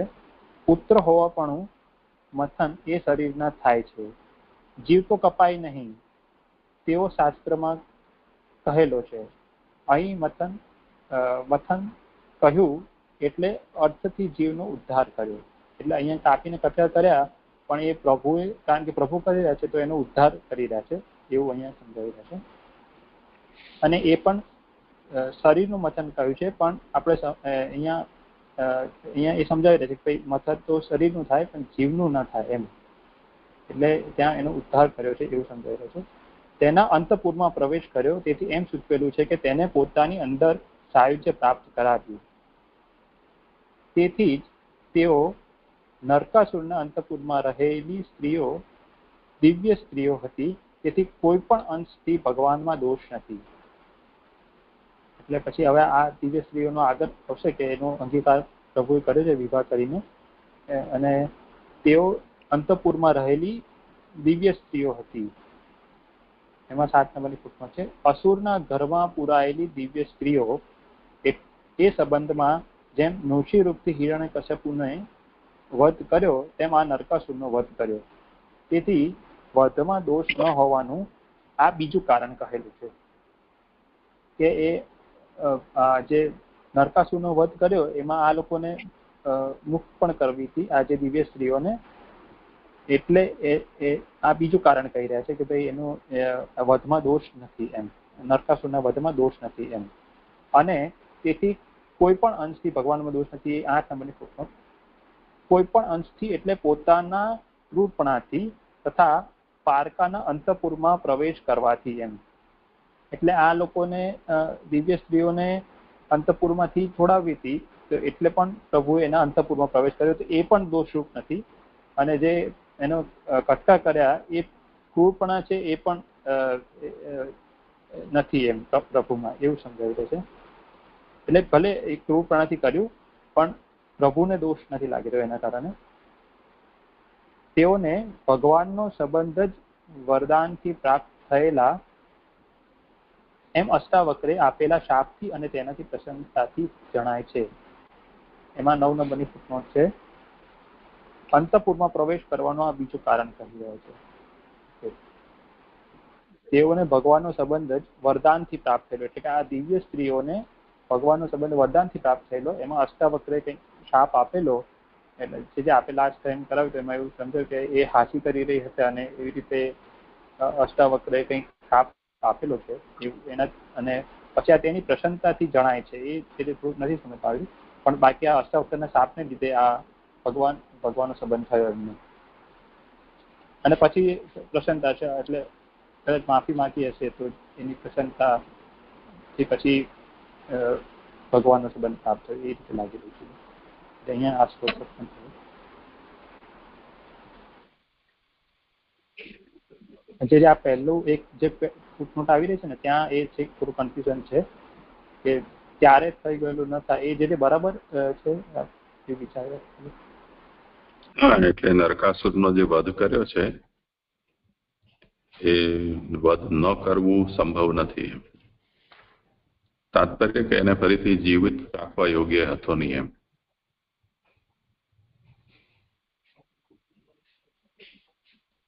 બીજું શું છે? બીજું જે છે આ જે મહાપ્રભુજીની તો પ્રતિજ્ઞા છે ને કે એક ગૌણી લક્ષણાવૃત્તિ તો નહીં કરે, તો પછી ખાલી અહીંયા ખાલી કહી રહ્યા છે કે અહીંયા આવી રીતનું કેમ મતલબ આ જે આવ્યું ને જે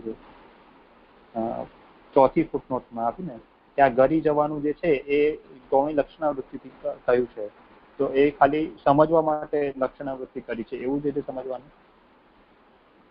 મહાપ્રભુજીએ થોડી કરી છે. તો મૂળ શ્લોકમાં ગ્રસિતમ જે કહેલું છે એ ભાગવતકારે જે ગૌણી કે લક્ષણાથી એનો પ્રયોગ કર્યો છે એમ મહાપ્રભુજી કહી રહ્યા છે. પુરુષોત્તમજી મહાપ્રભુજી નથી કરી. અચ્છા, હા હા, તો બરાબર છે, તો એ થઈ બરાબર છે. હા જી. જીવનો ઉદ્ધાર કરે એવું કયું 6 ફૂટનોટમાં? તો નરકાસુર નો કર્યો કે પછી ભગદત્ત જે એમનો પુત્ર મથન કરીને આવ્યો એનો કરે? ખબર ના પડી છે. ના, અહીંયા નરકાસુરનો જ કરી રહ્યા છે, કારણ કે નરકાસુરના જ કટકા કર્યા અને એના અંતઃપુરમાં પ્રવેશ કર્યો, અને આ દિવ્ય સ્ત્રીઓને પણ એ એમના અંતઃપુરમાં રહેતી ને એટલે નરકાસુર થયું.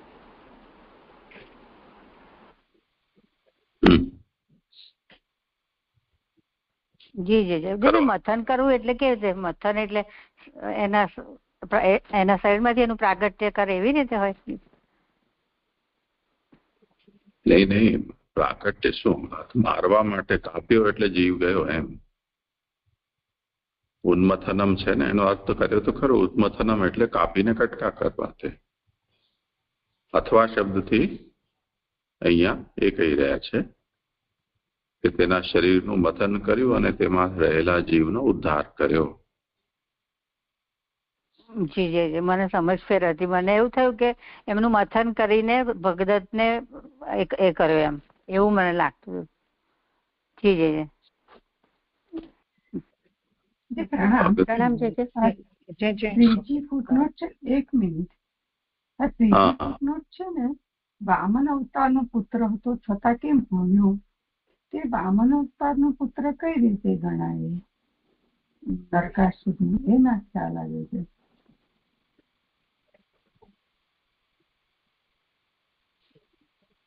હા, મને બી સમજમાં નથી આવ્યો.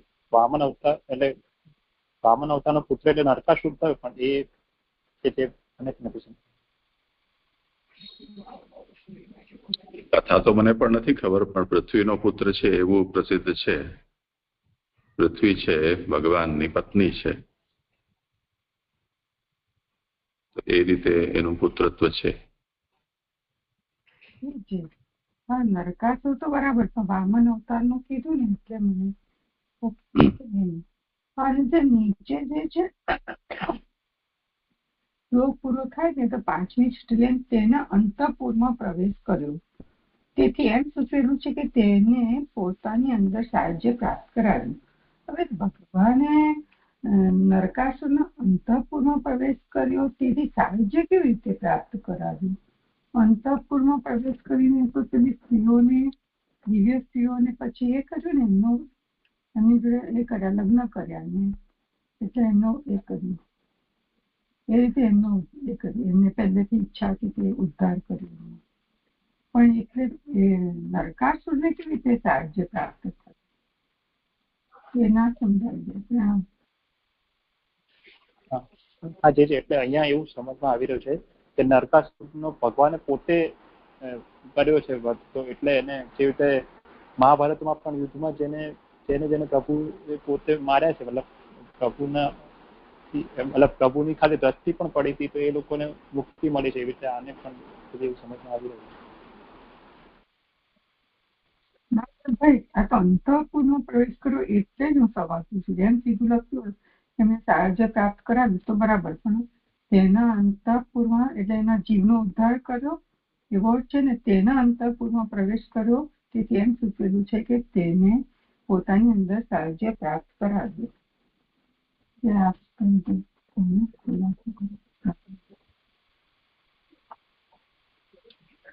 એટલે આમાં જે બે અર્થ કર્યા ને ઉન્મથનમ એમાં એક અર્થમાં શ્રી મહાપ્રભુજી એમ સમજાવ્યું કે ખંડશ છેદનમ, એટલે એના શરીરના ઉન્મથનમ નો અર્થ થાય ટુકડા, અને બીજું મથન એટલે આપણે જેમ દહીં છાશ મસતા હોઈએ છીએ તે રીતે.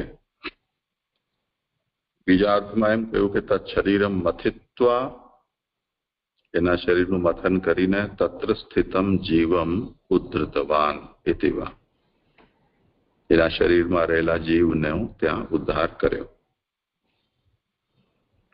તો જીવ છે તો અંદર રહેતો હોય ને, એટલે અંતઃપુર પ્રવેશાત્મો મતલબ એના ભીતર પ્રવેશ કરીને તમ આત્મની સાયુજ્યમ પ્રાપિતવાન, અને એની આત્માને સાયુજ્ય પ્રાપ્ત કરાવ્યું. તો તદંતઃપુરમ આવિવેશ એનો એક અર્થ આ થયો, ઉન્મથન કરીને એના અંતઃપુરમાં એટલે એના શરીરના ભીતર જ્યાં એની આત્મા રહે છે ત્યાં સુધી પ્રવેશ કરીને ભગવાને એને સાયુજ્ય પ્રાપ્ત કરાવ્યું. અતએવ ન દોષોપી કેનાપ્યંશે ન, તેથી ભગવાન એટલે આ લીલામાં કોઈ પ્રકારનો દોષ નથી કે એના સાથે અનુચિત થયું. અંત ભલા તો સબ ભલા. અને यदि અંતઃપુરનો અર્થ એનો રાણીવાસ એ રીતે કરવામાં આવે તો એનો બીજો આ તાત્પર્ય છે કે ત્યાં બધી દેવસ્ત્રીઓને એને કેદ કરી રાખી હતી, એ બીજો વિષય ચાલો. હા, એટલે બે જુદી રીતે અર્થ લીધા. હા, પ્રણામ. જે આ 5મા શ્લોકના અંતમાં કહ્યું ને કે ભક્તના અહંકારને નભાવનારું રૂપ છઠ્ઠામાં આવે છે, તો અહંકાર અહીંયા કોનો? નરકાસુરનો? કેવી રીતે આ લાઈન અહીંયા 6થા શ્લોકમાં ફિટ થશે? કરો સમાધાન. આમાં છે ને એકચ્યુઅલી શ્લોકમાં બે ભક્તો બે રીતે આવી રહ્યું છે. એક તો પૃથ્વીનું પણ લાગી રહ્યું છે કે પૃથ્વી પણ ભક્ત છે પ્રભુની, મતલબ તો એ રીતે એને પણ આ ઉપદ્રવ કરી રહ્યો હતો, તો એનો પણ અહંકાર એ થઈ રહ્યો હતો, તો એનો પણ અહંકાર લઈ શકીએ છીએ. અને પછી શ્લોકના ઉત્તરાર્ધમાં જેવી રીતે કે આ દિવ્ય સ્ત્રીઓ આવી રહી છે, પછી એનું આગળના શ્લોકમાં મતલબ એ દિવ્ય સ્ત્રીઓનું પણ વર્ણન આવી રહ્યું છે, તો એ દિવ્ય સ્ત્રીઓ પણ ભક્તો જ છે પ્રભુની, તો એ લોકોનો પણ અહંકાર થઈ શકે, કારણ કે એ લોકોનો પણ છોડાવ્યા છે નરકાસુરથી, તો એ લોકોનો પણ અહંકાર એ રીતે સામાન્ય ભક્તોનો અહંકાર એવી રીતે બે રીતે લઈ શકીએ છીએ, જે મને તો આવી સમજ આવે છે. અહીંયા તો ભગદત્તના સંબંધમાં સમજવું જોઈએ.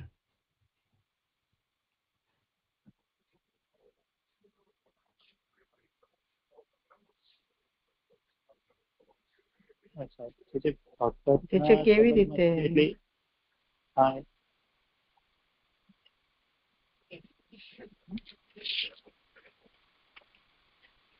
તો ભગવાન ભોગ પણ ભક્તોને ઈચ્છેલું પ્રાપ્ત થાય તે માટે જ કરે છે.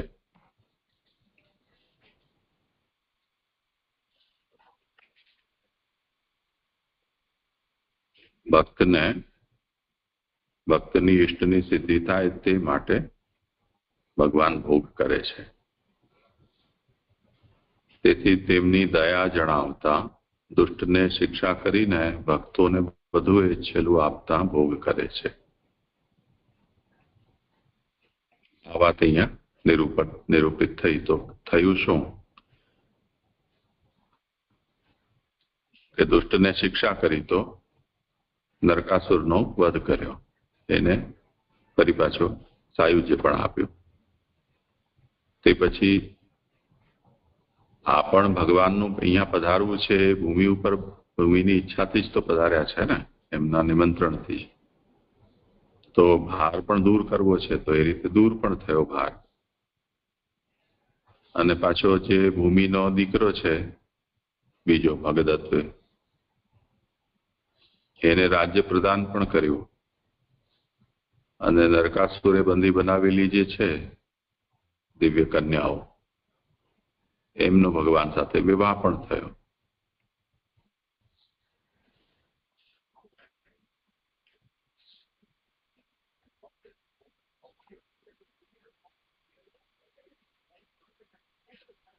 જે હું પૂછું હા બોલો. હા જે આમાં કહ્યું કે અલકાબેન એટલે આ જે કહ્યું ને ભક્તોના અહંકારને નભાવનારા રૂપ અહીંયા વાત છે, તો એ જ ને સમજ પડતી કે ભગદત્તને આપ્યું પણ એનો અહંકારને નભાવ્યો કેવી રીતે બેસે છે.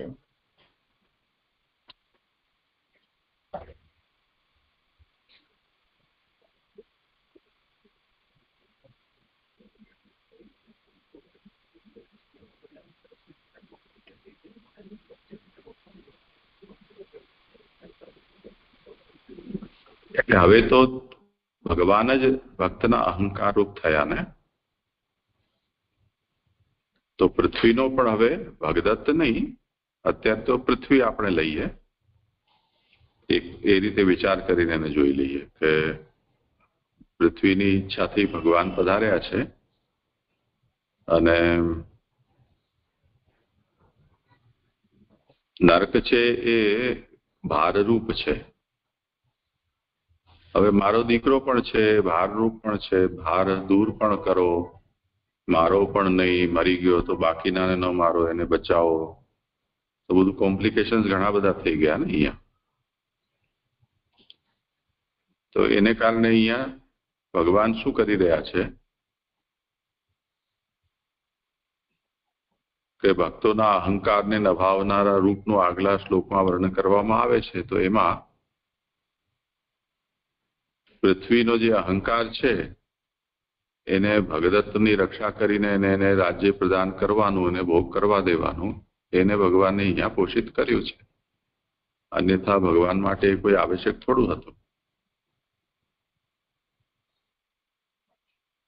તો પૃથ્વીએ આમંત્રણ કરેલા ભગવાને તેના પુત્રને બાકીનું આપી એના અંતઃપુરમાં પ્રવેશ કર્યો અને આગળના શ્લોકમાં આવશે તે પ્રમાણે બધી રાજકન્યાઓ છે એમનો સ્વીકાર કર્યો. હવે બેસે છે બરાબર. પૃથ્વી લઈએ તો હા જે આમાં એવું કહે કે તેના પુત્રના ઉપયોગમાં ન આવે તેવા પદાર્થો ગ્રહણ કરવા માટે તેના અંત, એટલે આઈને સમજાતું છે કે ભગવાને તેના પુત્ર એટલે ભગદત્તને ખરા તો ઉપયોગમાં ના આવે એવા પદાર્થો. નરકાસુરે જેનું હરણ કર્યું હતું તે રાજકન્યાઓ પછી હવે ભગદત્તને પ્રાપ્ત થાય એ ઠીક ન હતું, જે શાપની પૂર્વ જે ઘટના થઈ છે તે અનુસાર. એ ભગવત ભોગ્ય છે.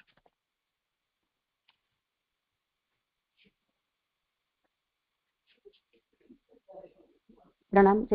અહીંયા જે ઉપર પૂછે છે આ 5મા શ્લોકમાં અહંકાર આવ્યો અને એના દેવતા પછી આ 6થા શ્લોકમાં આવે છે કે અહીંયા 6થા શ્લોકમાં આપણે અંતઃકરણને લેવાનું, એ મને ખ્યાલ ના આવ્યો. ઉપર રુદ્રની વાત તો આવી ગઈ કે અહંકારના અભિમાન વાળા દેવ રુદ્ર છે, તો ઉપર બંને અહંકાર અને અહંકારના દેવતા બંને આવી ગયા એવું સમજવાનું 5મા શ્લોકમાં.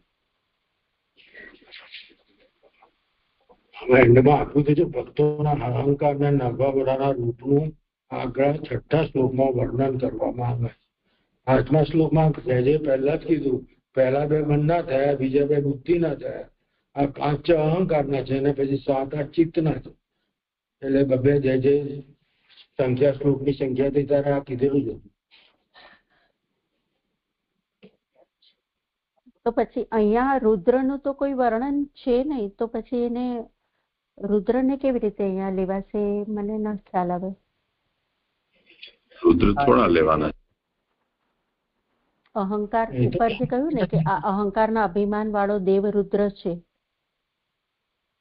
તો પછી એ આ 6થા શ્લોકમાં જે આપણે આદિદૈવિક દેવ આવે છે જે, તો એનું અહીંયા નહીં રેફરન્સ લેવાનું છે. એ તો હવે ભગવાન બની ગયા એમ થઈ ગયું ને સ્પષ્ટ ત્યાં જ. હા હા હા હા થયું. હા છે. પ્રણામ છે.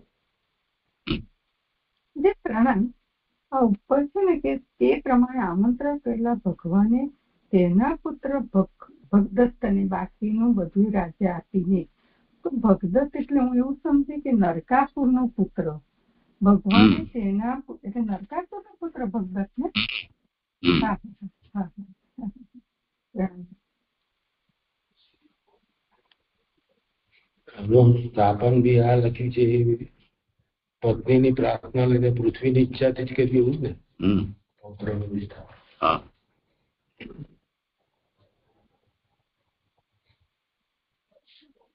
હા જે છે ખરું આગળ. હા કર. 7મો શ્લોક. ત્યાં તે સ્ત્રીઓ તેમને ઘેરી વળી એમ નીચેના શ્લોકમાં કહે છે. તત્રાહતાસ્તા નરદેવ કન્યા કુજેન દ્રષ્ટવા પરિમાર્થ બંધનમ ઉત્થાય સત્યો ચક્રુહુ પ્રહર્ષવિદ્રા રાગ પ્રહિતા વલ્લોકૈહિ. ત્યાં ભૌમાસુરે આણેલી તે રાજકન્યાઓએ દુઃખીના બંધુ હરિને જોઈને ઊભી થઈ ઘણો હર્ષ, લજ્જા અને પ્રેમથી નાખેલી દ્રષ્ટિઓથી તેમને એક સાથે પતિ તરીકે સ્વીકાર્યા. સુબોધનજી, ઉપર કહેલી તે દિવ્ય સ્ત્રીઓ હમણાં રાજકન્યાઓ થયેલી અને ભૌમાસુર ત્યાં લઈ આવેલો. એટલે પહેલા આપણે જોયું કે આ દિવ્ય સ્ત્રીઓ હતી. પછી જયારે અષ્ટાવક્રનો જયારે શાપ લાગ્યો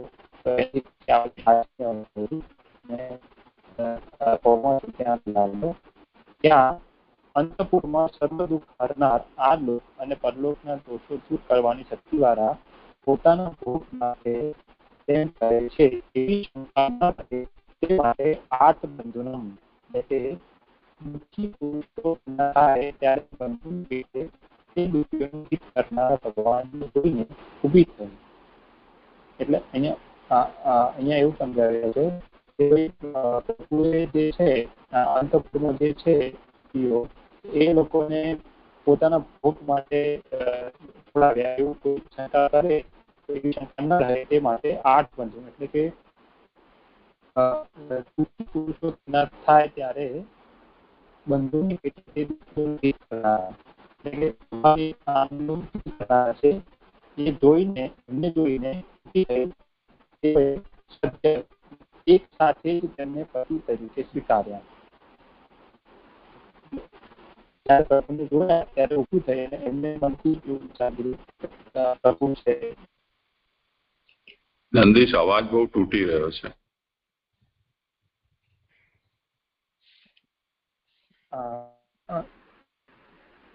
જે હવે બરાબર આવી રહ્યું કે હું એકવાર ડિટેચ કરીને ફરું એક નહીં, હમણાં ઠીક લાગ્યું. શાયદ તારો ઇયરફોન ને પણ ઠીક પેલા ન હતો.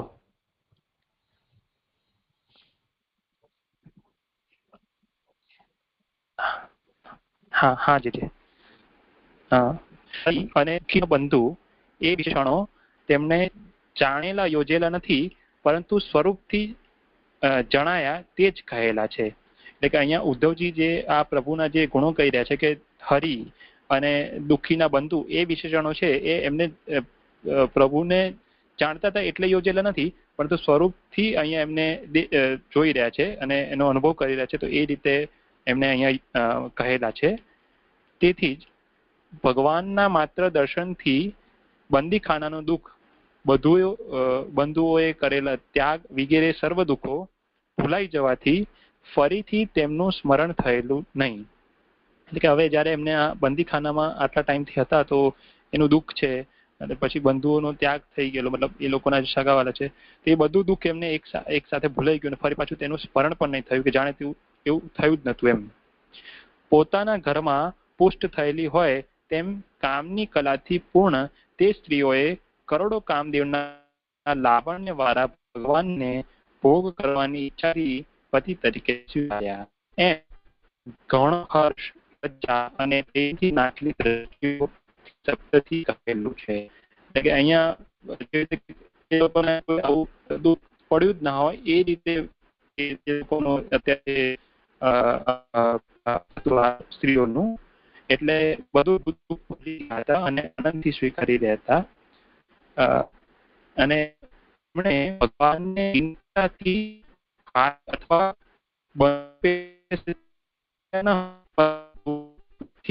લજ્જાથી અને પ્રેમથી નાખેલી દ્રષ્ટિઓથી શબ્દથી કહેલું છે. એટલે હવે આટલા સમયથી બંદીખાનામાં હતા અને પ્રભુ તો કોઈ પણ જીવનો પહેલો અને બંધુની પેટે સ્વીકારે, પણ એના બદલે પ્રભુને જોયા એટલે આ બધું દુઃખ ભૂલી ગઈ. હર્ષથી, લજ્જાથી અને પ્રેમથી મૂકેલી જે દ્રષ્ટિ હતી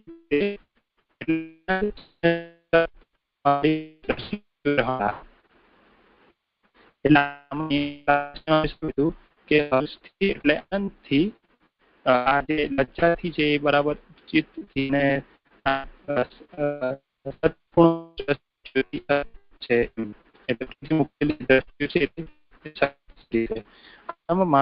ભગવાન આનંદથી ભરપૂર જોઈને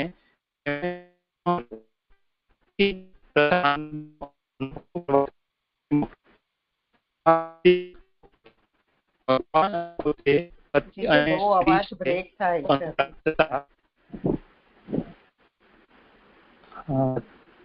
હા જી તો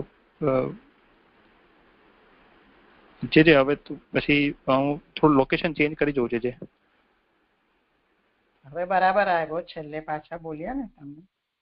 અચ્છા એવું છે, ઓકે. હા એ થોડું નજીક રાખું કદાચ એના કારણે. લજ્જાથી ભોગને અટકાવી તેમની સ્ત્રી હોવાનું જણાવનારી દ્રષ્ટિ મોકલી. પછી અંતઃકરણમાં ભગવાન ઉપર ઘણો જ પ્રેમ ઉત્પન્ન થતા અને ભગવાનની પણ પોતાની ઉપર દ્રષ્ટિ પડતા પાછળથી ઉત્પન્ન થયેલો રાગ પ્રેમ થયો. તેથી ઘણા જ વૈષયિક ભોગ માટે ભગવાન ઉપર તે પ્રેમ વાળી દ્રષ્ટિ નાખી. તે જ દ્રષ્ટિઓ ભગવાનને પતિ તરીકે સ્વીકારનારી હતી. આથી એમ કહેલું છે કે ભગવાન ભગવદીઓના ચિત્તને આવું કરે છે. એમાં 1 નંબરની ફૂટનોટ છે. આવું એટલે નિશ્ચય રૂપ વલણ કરનારું. અને 2 નંબરની ફૂટનોટ છે. 2 ફૂટનોટ છે. આ શ્લોકમાં ચિત્તનો સંસ્કાર કરનારું અને સંસ્કાર કરવા યોગ્ય ચિત્તનું સ્વરૂપ કહેલ છે. એટલે આપણે જે રીતે હમણાં વાત થઈ ને રીતે 7મા અને 8મા શ્લોકમાં ચિત્તનો સંસ્કાર કરવાનું અહીંયા કહી રહ્યા છે. જે શ્લોક અહીંયા સંપન્ન થયો.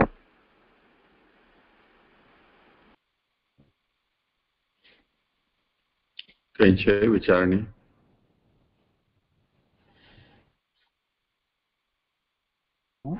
ના જે મને તો આમાં નથી લાગી રહ્યું.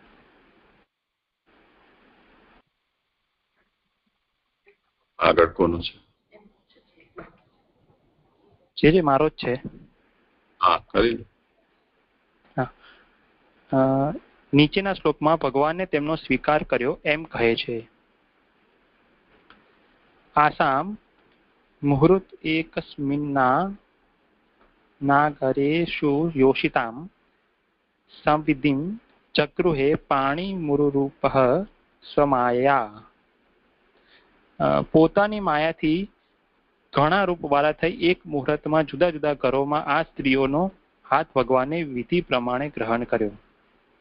એટલે આમાં આપણે એટલું સમજી શકીએ કે ઉપરના શ્લોકમાં ચિત્તનો સંસ્કાર કર્યો અને પછી એના દેવતા તરીકે પ્રભુનો જે સ્વરૂપ છે આમાં વર્ણન આવી રહ્યું છે. એનું એ રીતે આપણે સમજી શકીએ. હવે શ્લોકાત લઈ રહ્યો છું, સુબોધિની લઈ રહ્યો છું. સમૂહમાં ભોગ કરવામાં આવે તે સ્ત્રીઓને સુખ કરનાર ન થાય, તેથી કાલથી તેઓની ઈચ્છામાં અંતરાય ન થાય તે માટે ભગવાને ઘણા રૂપવાળા થઈ લૌકિક નિંદા ન થાય તે માટે સવિધિ એટલે કે શાસ્ત્રની વિધિ પ્રમાણે સર્વ સ્ત્રીઓને સમાન ફળ પ્રાપ્ત થાય તે માટે. આખું બહુ મોટું છે એટલે ફરી પાછું લઉં છું. એમાં 1 નંબરની ફૂટનોટ છે. સમૂહમાં ભોગ કરવામાં આવે તે, એમાં ઘણી સ્ત્રીઓનો એક સાથે ભોગ થાય તે તેમને સુખ કરનાર નથી એવો અર્થ જણાય છે. અને એટલે ત્યાં એક સાથે લગ્ન કરે પ્રભુ તો એ સ્ત્રીઓને સુખ ન કરે. એટલે પ્રભુ ઘણા રૂપવાળા થઈ રહ્યા છે અને કાલથી તેઓની ઈચ્છામાં અંતરાય ન થાય. એટલે એમાં 2 નંબરની ફૂટનોટ છે. જુદા જુદા કાલે ભગવાન જુદી જુદી સ્ત્રીઓનું પાણી ગ્રહણ કરે તો પાછળથી તેમનું પાણી ગ્રહણ થાય તેમની ઈચ્છામાં કાલથી અંતરાય થાય તેવું ન થાય તે માટે.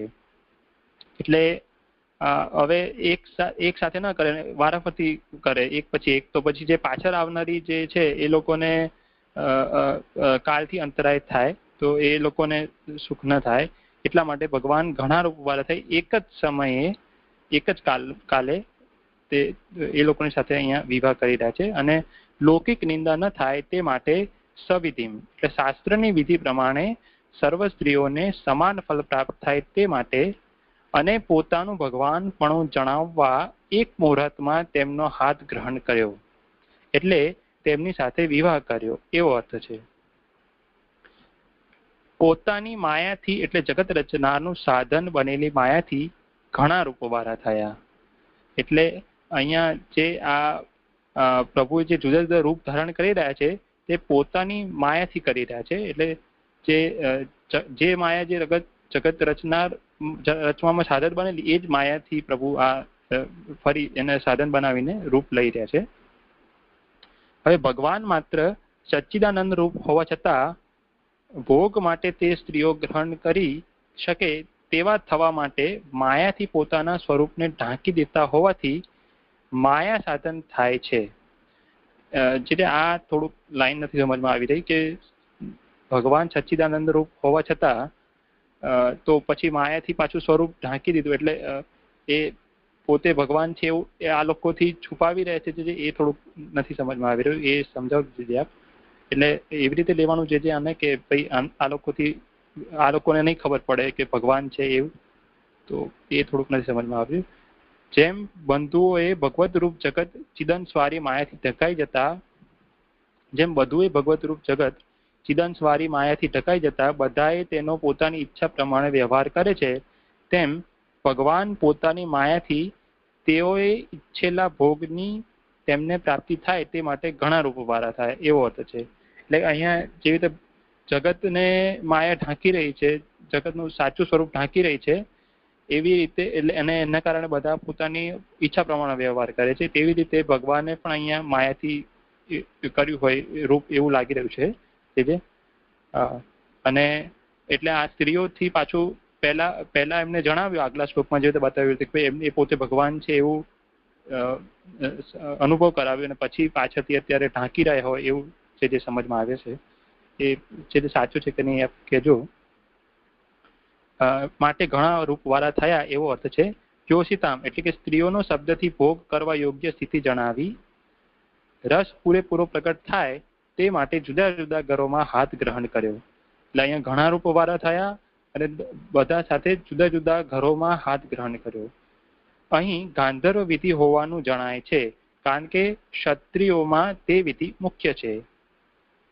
એ પ્રમાણે ભગવાન ગ્રહણ કરે તે જ ચિત્તના અધિષ્ઠાતા વાસુદેવની ભક્તો પ્રતિ ચિત્તની પ્રેરણા એમ કહેલું છે.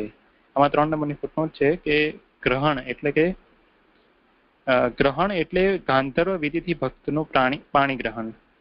આ સંસ્કાર કરવા યોગ્ય સ્વરૂપ છે. વાસુદેવ નામ સમાન હોવા છતાં સંસ્કાર કરનાર તો ભગવાન પોતે જ છે, આ નથી.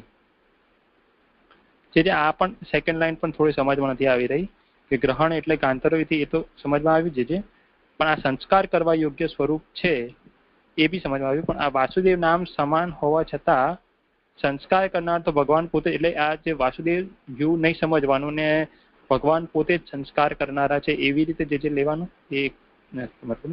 ને એ પ્રમાણે ગ્રહણ એટલે કાલથી ભક્તની ઈચ્છામાં અંતરાય ન થાય તેવી રીતે ગ્રહણ એવો અર્થ હોવાનું નાનોલાલજી કહી રહ્યા છે. આ સંપૂર્ણ જે વિષય હોય હા જે આ પર એક આવ્યું ને કે આ લાઈન એક થોડી સમજમાં નથી આવી રહી. 1 2 3 4 5 6 છઠ્ઠી લાઈન છે જે કે ભગવાન 7મી લાઈન છે ભગવાન માત્ર સચ્ચિદાનંદ રૂપ હોવા છતાં ભોગ માટે તે સ્ત્રીઓ ગ્રહણ કરી શકે તેવા થવા માટે માયાથી પોતાના સ્વરૂપને ઢાંકી દેતા હોવાથી, એટલે ભગવાન પોતે હવે ભગવાન એમનું સ્વરૂપ ઢાંકી રહ્યા છે, એવી રીતે સમજવાનું માયાથી.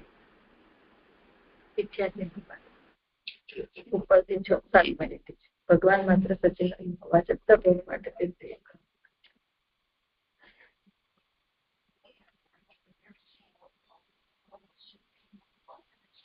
એટલે એ સ્ત્રીઓને પછી એવું લાગી રહ્યું છે કે હવે ભગવાન નથી પોતે, એવું એમ જે માયાથી એવી રીતે પ્રભુ એમનું સ્વરૂપ ઢાંકી દીધું એવી રીતે લેવાનું છે. કારણ કે ઉપર તો એમને ભગવાન છે પોતે એવું જણાવ્યું ને, જે જયારે ઉપરના શ્લોકમાં આવ્યું છે, તો એ થોડુંક સમજમાં નથી આવે.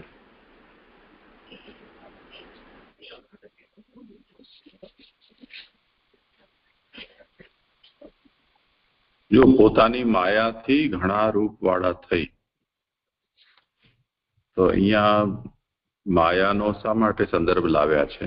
તો એનું કારણ બતાવી રહ્યા છે કે ભગવાન આમ તો અખંડ સચ્ચિદાનંદ સ્વરૂપ જ છે, અને ભગવાનના જેટલા રૂપ પ્રભુ પ્રકટ કરે તે પણ તે જ સચ્ચિદાનંદ સ્વરૂપ જ છે. પરંતુ ભક્તો ને જો એવી પ્રતીતિ થાય કે જેમ રાસના પ્રકરણમાં બધા ભક્તોને ભગવાને એવી અનુભૂતિ કરાવી કે ભગવાન એમની સાથે જ છે, બીજા સાથે નથી, તો જેવી જ પ્રકારનો ભાવ અહીંયા છે રાસમાં, તેવી રીતે અહીંયા પણ રાજકન્યાઓ એવી અભિલાષા રાખે ને કે ભગવાન મારી સાથે છે. તો એ દૃષ્ટિથી એમની જે અંગત ભાવના છે એને લક્ષ્યમાં લઈને ભગવાન બીજા સાથે નથી પરંતુ એમની જ સાથે છે એવી પ્રતીતિ પ્રકટ કરવા માટે ભગવાને માયાથી અનેક રૂપોને ધારણ કર્યા. એનું ઉદાહરણ અહીંયા આપી રહ્યા છે કે બધું જગત રૂપ ભગવદ રૂપ જગત છે, તેમ છતાં પણ માયાથી ઢંકાઈ જાય છે ત્યારે આપણે એમનો પ્રકટ થયેલા રૂપનો યથાયોગ્ય વ્યવહાર આપણે કરી શકીએ છીએ. જો જગતની અક્ષરાત્મકતા એટલે સચ્ચિદાનંદ સ્વરૂપતા આપણા સામે પ્રકટ થઈ જાય તો એ વ્યવહાર કરવા યોગ્ય રહી ન જાય જગત. એવી રીતે ભગવાને પણ કર્યું.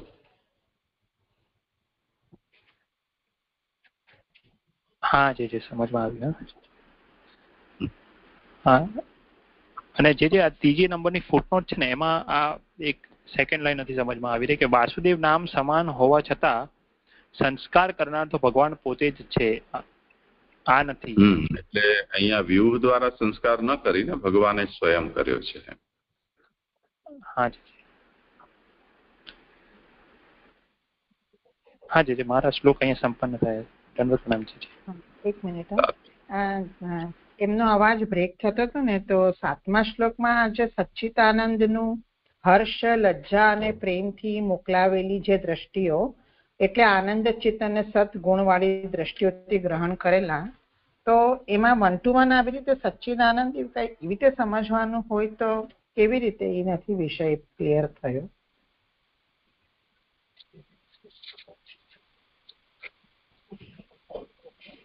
હા, એટલે આમાં છે ને 1 to 1 જ લેવું પડશે. જે લાસ્ટ ટાઈમ જે આ સમજાવ્યું હતું તો એમાં હર્ષ બરાબર આનંદ લીધું હતું, લજ્જા બરાબર ચિત્ત લઈ રહ્યા છે, અને સત બરાબર પ્રેમથી નાખેલી દ્રષ્ટિઓ. એ કારણ કે દ્રષ્ટિ છે સતરૂપ છે, તો એ રીતે લઈ રહ્યા છે. તો જેથી એ રીતે સમજમાં આવી રહ્યું હતું મને. આમાં આગળ આપી જ રહ્યા છે ને એ વાતને. આરંભમાં ભગવાનને આનંદથી ભરપૂર જોઈને તેમને ઘણો હર્ષ થયો. તો આનંદ અને હર્ષ એ રીતે છે. તેથી પ્રથમ આનંદનો અનુભવ કરવા દ્રષ્ટિ મોકલી.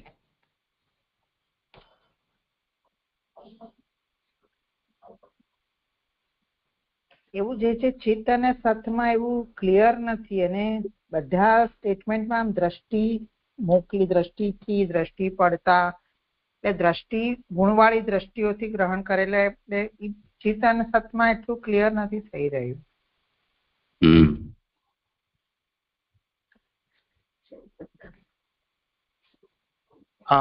છે જે મને તો આમાં એવું સમજમાં આવી રહ્યું છે કે આ જે આપણે લાસ્ટ ટાઈમ સમજાવ્યું તે પ્રમાણે કે આ જે દ્રષ્ટિ મોકલી એ દ્રષ્ટિ તો એટલે જે નેત્ર છે એ તો આપણે શત્રુપ છે ને, તો એ રીતે દ્રષ્ટિ જે મોકલી એ શત્રુપ થઈ અને લજ્જા એ ચિત્તનો ધર્મ છે, તો એ રીતે સમજમાં આવી રહ્યું અંતઃકરણ શ્લોકાર્થમાં આપ્યું છે ને, ઘણો હર્ષ લજ્જા ને પ્રેમથી નાખેલી દ્રષ્ટિ હતી. એટલે હર્ષ લજ્જા ને પ્રેમ દ્રષ્ટિઓ બહુ વચન છે, એટલે દૈન્યમાં તેમને એક સાથે પતિ તરીકે સ્વીકારે. શ્લોકાર્થમાં જે આપ્યું છે એના પરથી એવું લાગે છે. દ્રષ્ટિ તો બધામાં આવશે જ. હા, એટલે શ્લોકાર્થની સાદી ભાષા એમ સમજ પડે કે આવી રીતે એમણે ભગવાનને જોયા અને પતિ તરીકે સ્વીકાર્યા. પણ જે અહીંયા આપણે ચિત્ત તત્વને જોવાનું છે, તો લાસ્ટ લાઈનમાં એવું કહ્યું કે ભગવાન ભગવદીયના ચિત્તને આવું કરે છે, એટલે પર્ટિક્યુલર ચિત્ત કેવી રીતે અહીંયા સમજવું એ પ્રશ્ન છે. હા, એ તો નંદીશે બરોબર સમાધાન કર્યું લાગે છે.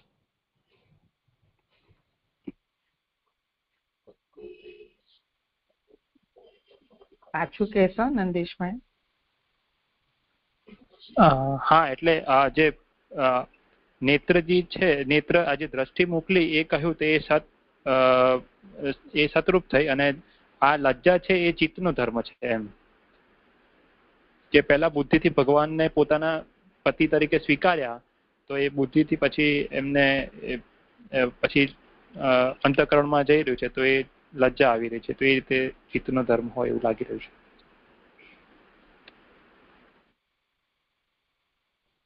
ઓકે, હા, ભલે આવું સમજવાનું છે લજ્જા અને ઠીક લાગે છે. જી,